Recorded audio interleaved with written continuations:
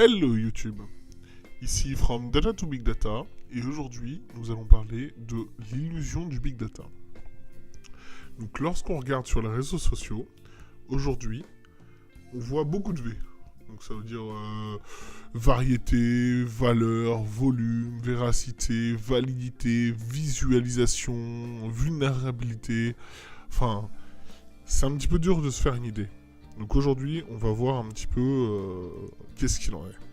Donc que signifient tous ces V?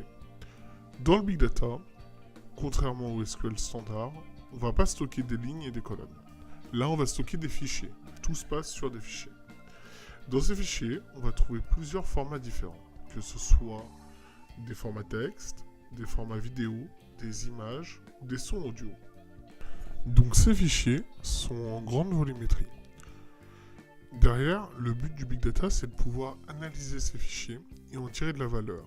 Donc on va essayer de pouvoir avoir des reporting, on va pouvoir essayer de faire du machine learning, de la prédiction, d'analyser, de voir en fait tout ce qui se passe sur ces fichiers.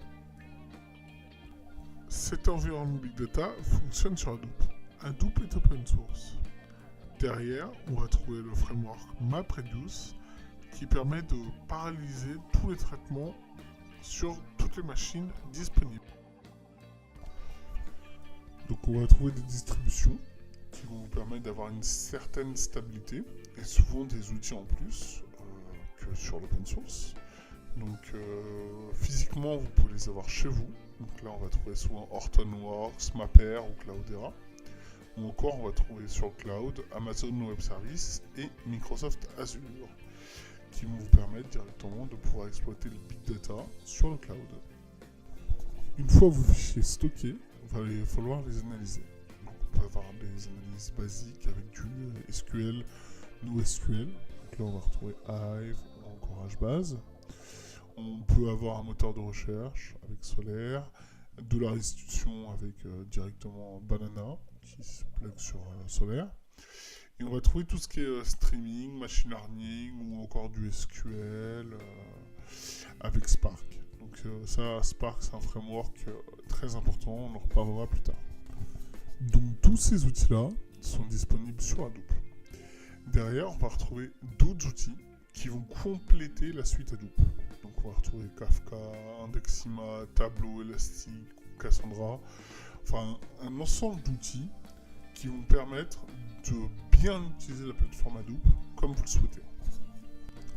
Donc aujourd'hui, ma vision à moi, en tout cas c'est la mienne, ce n'est pas celle de tout le monde. N'hésitez pas à émettre des idées dans les commentaires ou à me contredire.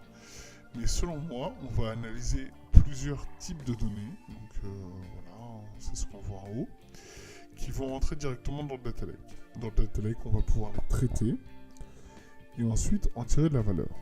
Pour pouvoir traiter ces données, on va faire appel à des data engineers pour traiter la donnée et à des data scientists pour pouvoir utiliser les données pour pouvoir prédire des choses. Tout ça, ça va être piloté par des MOA qui vont discuter avec des métiers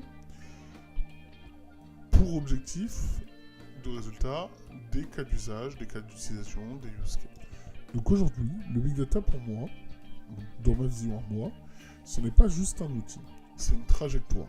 Donc on va essayer de mettre toutes nos données sur un environnement Big Data. Pourquoi?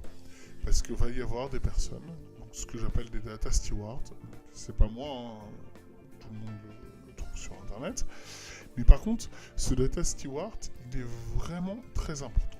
Pourquoi?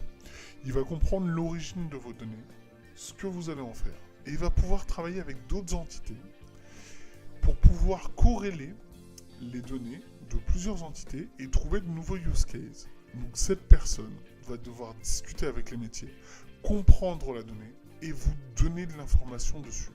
Cette personne doit communiquer et c'est pour ça que chaque use case doit communiquer avec cette personne. Donc ça va être des data engineers, mais surtout des métiers qui vont pouvoir donner leurs informations sur leurs données, afin que ce data steward puisse trouver de nouveaux use cases et vraiment apporter. Enfin, nous allons finir par votre idée du Big Data. Donc qu'est-ce qui va se passer?